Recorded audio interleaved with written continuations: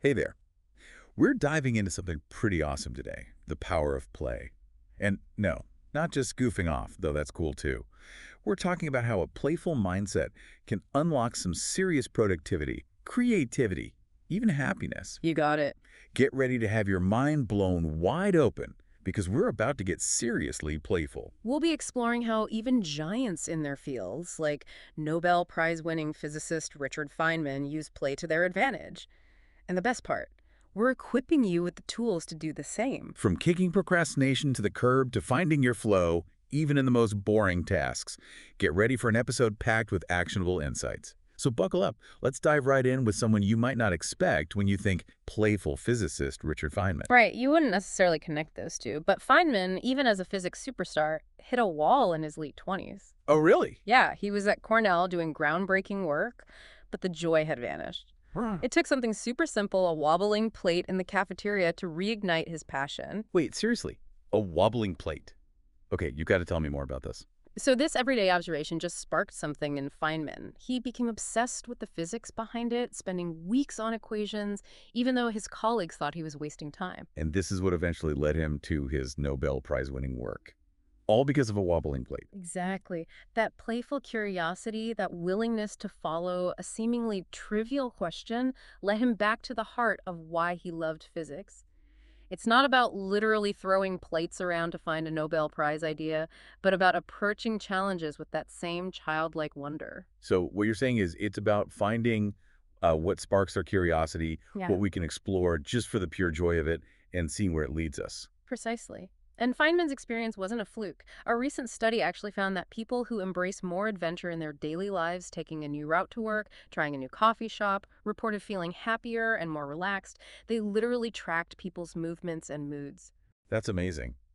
It's like that feeling of exploring a new city, but in our everyday lives. Speaking of different approaches, I've read about Dr. Stuart Brown, who researches the psychology of play. He found that we all have these play personalities. Yes. Brown identified 8 different play personalities, like the joker, who loves to make people laugh, or the kinesthete, who thrives on physical activity. Everyone has a natural inclination towards certain types of play. Think about it. What kind of play lights you up? I think I might be the storyteller. I love taking even boring emails and making them engaging, almost like crafting a mini narrative. That's a perfect example of how these play personalities can be woven into our work. Hmm. Imagine a storyteller bringing a presentation to life, or a kinesthete, finding ways to incorporate movement into team meetings. Right. It's about tapping into those natural inclinations and letting them enhance our work. So it's not just about goofing off, it's about finding the joy in what we do, even the mundane stuff. But what about when we need to step it up, really perform? Can play help us there too? Absolutely. Let's talk about Netflix. Remember when they pitched their idea to Blockbuster and Blockbuster basically laughed them out of the room? Oh yeah. Talk about a missed opportunity. It's almost hard to believe now. Right. But a key part of Netflix's success was their unique company culture. Patty McCord, their chief talent officer, spearheaded a radical shift, ditching traditional policies like set work hours and performance reviews for freedom and responsibility. Oh, that's a bold move, especially back then. So they put a lot of trust in their employees and gave them a lot of autonomy. Exactly. This focus on empowerment fostered a culture of innovation. Employees felt a sense of ownership, a sense of power in their work. Psychologist Albert Bandura called this self-efficacy, how much we believe in our ability to achieve something. So if you feel like you have the power to succeed, you're more likely to actually succeed. Yes, studies have shown that simply believing in ourselves can increase our chances of achieving our goals. So a little pep talk can go a long way. More than a little, Bandura called this verbal persuasion. And the best part, you can be your own cheerleader.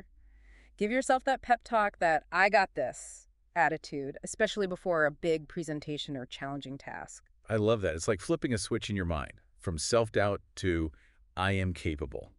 What other tools can we use to boost our confidence, especially when facing something new? Well, have you ever noticed how watching someone else succeed can make you feel more confident in your own abilities?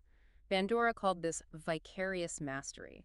We learn from others' successes, building our belief that we can achieve similar results. That makes a lot of sense. It's like that feeling when you see someone nail a presentation, you think, hey, if they can do it, maybe I can too. Exactly. We're social creatures, and we draw inspiration from each other. Remember that study where kids watched others complete a challenging climb? The ones who observed others succeed were more likely to try it themselves, and more importantly, they were more likely to succeed. That's a great reminder that we don't have to figure everything out on our own. Seeing others succeed can give us the courage to try new things and remind us that we're capable of more than we think. But what about when we're not just watching, but actually teaching others? Can that boost our own skills too? Absolutely. There's a fascinating phenomenon called the protege effect. Teaching someone else forces us to organize our thoughts, explain things clearly, and think more deeply about the subject. It's like solidifying our knowledge by sharing it. So by teaching, we become better learners ourselves. It's a win-win. But what about the motivation to help others in the first place? Well, there's actually a scientific basis for that warm, fuzzy feeling you get from helping others. It's called the helper's high. Wait, really? Tell me more about this helper's high. Research has shown that assisting others releases endorphins, creating a natural high. One researcher even found that 95% of volunteers experience this feeling after helping someone. And shares a fascinating twist. Even asking for help can be beneficial for both parties. I've always struggled with asking for help. It feels a bit like I'm being a burden. I hear you, but remember Benjamin Franklin. He was a master of building relationships, and he believed that asking for a favor could actually make the other person feel more positively towards him. It's called the Benjamin Franklin effect. So you're saying asking for help can actually strengthen a relationship? Exactly. When we ask for help, we're showing vulnerability and trust. It can make the other person feel valued, knowing that we believe in their ability to help us. And for us, it opens the door to receiving support and new perspectives. This is all great for individual growth and confidence. But what about when it comes to teamwork? How can we cultivate that same energy and support when working with others? That's where the power of scenius comes, and a term coined by musician Brian Eno. It refers to a collective genius that emerges from a vibrant, interconnected community. So it's like that saying, it takes a village. Exactly. Eno experienced this firsthand in the 1970s glam rock scene. Being surrounded by other creative minds fueled his own. Think about it, you. Have you ever noticed how much more fun and inspiring it is to do something you love when you're surrounded by others who share that passion? That's genius at work. That makes so much sense. It's like the energy and ideas bounce off of each other, creating something bigger than any one person could achieve alone. So finding your tribe, your people, is crucial for sparking that collective creativity. Precisely. And it doesn't just apply to the arts. Every field, every hobby has its own genius. Finding your scene, your community of passionate individuals provides support, encouragement, and a sense of belonging. And a Stanford study actually found that just perceiving ourselves as working together as comrades on a shared mission can boost our motivation and perseverance. It's like we're all in this together, supporting each other towards a common goal. It's a shift from competition to collaboration. So finding your genius, embracing that comrade mindset, that's how we can tap into the power of collective genius. Exactly. And speaking of teamwork, let's talk about communication. You know how important communication is in any relationship, but we often underestimate just how much communication is needed, especially in a team setting. We'll be right back after a quick break. Yeah, you're right about that. It's not enough to just exchange information. We need to really connect, build trust, and create a positive vibe. That's where over-communication comes in. Over communication, tell me more about that. It's about going above and beyond, especially when it comes to the good stuff. Sharing positive news, celebrating wins, really acknowledging each other's efforts, these are all ways to over-communicate in a positive way. So instead of just firing off a quick congrats email, I might take the time to have a conversation, ask questions, and really show that I'm genuinely happy for my teammate. Exactly. Studies show that responding to good news in this way not only boosts the sharer's happiness, but also strengthens the relationship. It's about making those interactions count. I like that. It's about turning those everyday moments into opportunities for connection and celebration. But what about when things aren't so rosy? What about constructive criticism or addressing conflict? Those conversations can be tough for sure, but over-communication is just as important, if not more so, in those situations. By approaching those conversations with honesty, clarity, and empathy, we can transform potentially negative interactions into opportunities for growth and deeper connection. It's about finding that balance between being honest and being kind. It sounds like a lot of this comes down to mindset. Absolutely. Remember those data points we talked about earlier with fear? How we can reframe failures as opportunities for learning. The same applies to feedback. You mean instead of getting defensive when we receive Yeah. criticism, we can choose to see it as valuable information. Exactly. We can approach it with curiosity, even a sense of playfulness. It becomes less about what's wrong with me and more about how can I use this information to improve my skills and grow. I love that shift in perspective. It's like turning feedback into a game, a challenge to level up. But let's be real, even with the best mindset, we all hit those walls sometimes. What about when we're feeling totally burnt out? Burnout is a real struggle, and it's important to recognize that it can happen to anyone. It's not always about working too hard. It's often about feeling overwhelmed, depleted, and disconnected from our work. So it's not just a matter of putting in fewer hours. It's about addressing that underlying feeling of exhaustion and lack of motivation. What can we do about that? One of the best ways to combat burnout is to tap into those energizing distractions we discussed earlier. You mean activities that nourish us, help us recharge and remind us who we are outside of work? Like spending time with loved ones, pursuing a hobby, or just taking some time for ourselves? Exactly. When we're feeling burnt out, it's crucial to prioritize those activities. It's not selfish. It's essential for sustainable productivity and well-being. And remember, breaks aren't a luxury. They are a necessity. So often we feel guilty about taking breaks. It's like we have to be on all the time. But you're saying it's actually more productive to build in those moments of rest and rejuvenation. It's like that idea of pacing ourselves in a marathon, right? Precisely. We can't sprint all the time. We need to find a sustainable pace. And sometimes the most productive thing we can do is to step away and recharge. Speaking of being on all the time, let's talk about procrastination. It's like this Wow. invisible force that keeps us stuck, even when we know we should be moving. How do we deal with that? Procrastination is often driven by those emotional blockers we discussed: uncertainty, fear, and inertia. It can feel like a monstrous hurdle, but there are ways to tackle it. Let's start with uncertainty, that feeling of being overwhelmed and unsure where to begin. Oh, I know that feeling all too well. It's like staring at a blank page, feeling completely paralyzed. What's the first step to overcoming that? It's about finding clarity. Ask yourself why. Just like the commander's intent concept we discussed, understanding the purpose behind an order is crucial. So ask yourself, what is the deeper purpose of this task? Why am I doing this? So it's not just about checking off boxes, but connecting to the bigger picture. Exactly. Once you have a clear understanding of your why, you can create a more focused and meaningful action plan. And if you find yourself getting lost in the details, try the 5 whys technique. 5 whys, what's that? It's a simple yet powerful technique. Whenever you encounter a problem or obstacle, ask why 5 times to get to the root cause. This can help you determine if a task is even worth doing in the first place, or it can help you reconnect to your ultimate purpose when you're feeling lost. So it's about staying aligned with our goals and prioritizing what truly matters. But what about setting goals in the first place? Sometimes the sheer size of a goal can be overwhelming. How do we break it down into manageable steps? That's where NICE goals come in. NICE stands for near-term input-based, controllable, and energizing. Instead of setting a vague goal like write a book, a NICE goal might be write for 20 minutes every day. I love that. It shifts the focus from the daunting end result to the process, making the journey more enjoyable and less overwhelming. Exactly. Near-term goals help us avoid getting bogged down by the enormity of long-term goals. Input-based goals emphasize our effort and the process rather than solely focusing on outcomes we might not have complete control over. And when we set goals that are within our control and tap into our passions, they become energizing rather than draining. This approach makes so much sense. It's about creating a system that sets us up for success rather than overwhelming us from the start. But even with the best intentions, life throws curveballs. Yeah. How do we prepare for those inevitable obstacles that pop up along the way? That's where the crystal ball method can be incredibly useful. Imagine you have a crystal ball that can show you the future of your project. What potential roadblocks do you see? What could go wrong? So it's about proactively identifying potential challenges before they derail us. Exactly. By anticipating those challenges, we can develop strategies to overcome them, increasing our chances of success. It's like giving ourselves a strategic advantage. I love that. It's like doing a pre-mortem for our projects, anticipating potential pitfalls and coming up with solutions before they even arise. Precisely.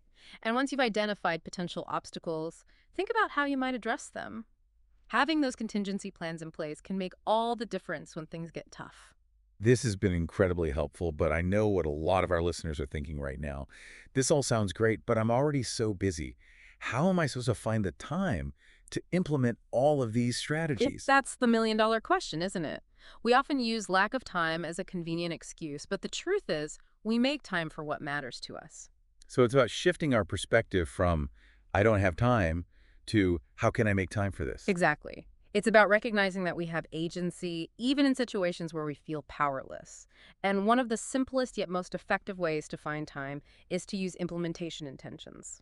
You've mentioned those before. Yeah. Remind me, what are implementation intentions again? They're basically if-then statements that create strong mental links between existing habits and desired actions. For example, instead of just saying, I'll exercise more, you might say, if I finish my morning coffee, then I'll go for a 15-minute walk. So it's about linking new habits to existing ones, making it easier to stick to them. Exactly. Studies show that people who use implementation intentions are significantly more likely to achieve their goals. And when it comes to managing our time, one of the most powerful techniques is time blocking. Time blocking, like scheduling specific times for tasks, just like we do for meetings. Precisely. It's about being intentional with our time, ensuring that our priorities get the attention they deserve. Instead of hoping to find time for something, we proactively block out time in our calendars, just like we would for any other important appointment. You know what's interesting about that is it seems counterintuitive, but having that structure can actually give us more freedom, not less. Absolutely. When we plan ahead and create a framework for our day, we reduce decision fatigue and free up mental space for what matters most. This has been incredibly insightful. We've covered a lot of ground, from embracing our play personalities and building confidence to harnessing the power of genius and conquering procrastination. But we're not done yet. We'll be right back after this short break. Okay, so we're back, and I'm really curious to hear more about this whole time blocking thing. It sounds like a game changer, but I have to admit the idea of scheduling every minute of my day feels a little intense. I hear you, but time blocking isn't about being rigid or controlling. It's more like creating a flexible framework that supports our goals and values. Think of it like a roadmap, not a set of handcuffs. You can always adjust your schedule as needed, but having that initial structure helps you prioritize what matters most and avoid getting sidetracked by less important tasks. That makes a lot of sense. It's about taking control of our time rather than letting it control us. And when we're intentional with our time, we can create more space for the things that bring us joy, energy, and a sense of accomplishment. Precisely. It's about aligning our actions with our values and creating a life that feels both productive and fulfilling. So we've talked about uncertainty, but what about fear? That's a big one for me, and I know a lot of our listeners struggle with fear holding them back from pursuing their goals and dreams. Fear is a natural human emotion, and it's important to acknowledge that fear often stems from a place of wanting to protect ourselves. But when fear starts to control our lives and limit our choices, it's time to face it head on. Easier said than done. Any tips on how we can start to tame that fear monster? Remember how we talked about naming our fears to take away some of their power? It's like that old saying, name it to tame it. Right. When we shine a light on our fears, they often become less intimidating. Exactly. Another powerful tool is cognitive reappraisal, which is about reframing our thoughts about a situation. It's about challenging those negative thought patterns and choosing to see things from a more positive or at least a more balanced perspective. One technique you can try is the 1-0-10-10 rule. 1-0-10 rule. That sounds intriguing. Tell me more. It's simple but effective. When you're facing a fear-inducing situation, ask yourself, will this matter in 10 minutes? Will it matter in 10 weeks? Will it matter in 10 years? This helps put things in perspective. Often our fears seem much bigger in the moment than they actually are in the grand scheme of things. That's so true. It's like that feeling of giving a presentation. It feels so huge and terrifying in the moment, but a few hours later, it's often like, wait, that's it. I survived. Exactly. And over time, as you face those fears and realize you can handle them, your confidence grows and the fears themselves become less daunting. It's about building that confidence muscle through repeated exposure and positive experiences. I love that. It's like any skill, the more we practice, the better we become. But what about that nagging feeling of, I'm not good enough? That seems to be a common thread for a lot of us. You're absolutely right. That feeling of not being good enough can be paralyzing. But here's the thing. Confidence isn't something we're born with. It's something we build through action and experience. Remember the confidence equation we discussed earlier? Right. It's not enough to just think positive thoughts. We have to back it up with action. Exactly. The more we do, the more confident we become. And remember, it's okay to start small. Break down those big, scary goals into smaller, more manageable steps. Each step you take, each action you complete builds your confidence and moves you closer to your goal. This is all great for individual growth and confidence. But what about when it comes to teamwork and collaboration? We touched on communication earlier, but are there specific ways we can use play to enhance our interactions with colleagues and clients? Absolutely. Play can be a powerful tool for building stronger, more authentic relationships in the workplace. One powerful approach is to incorporate play into meetings and brainstorming Oh, sessions. I love that. How can we do that in a way that feels natural and not forced? It's all about finding ways to inject a little bit of fun and creativity into the process. For example, instead of starting a meeting with the usual boring agenda, try a quick icebreaker or a playful activity that gets people thinking outside the box. I love that idea. It breaks the ice and creates a more relaxed and open atmosphere. Exactly. And when people feel more comfortable and at ease, they're more likely to share their ideas, collaborate effectively, and come up with innovative solutions. Another powerful way to use play in the workplace is through gamification. Gamification, like turning work tasks into games. Exactly. By incorporating game-like elements into work processes, we can make them more engaging, motivating, and fun. For example, you could create a points system for completing tasks, offer rewards for reaching milestones, or introduce friendly competition to boost team spirit and productivity. Those are fantastic ideas.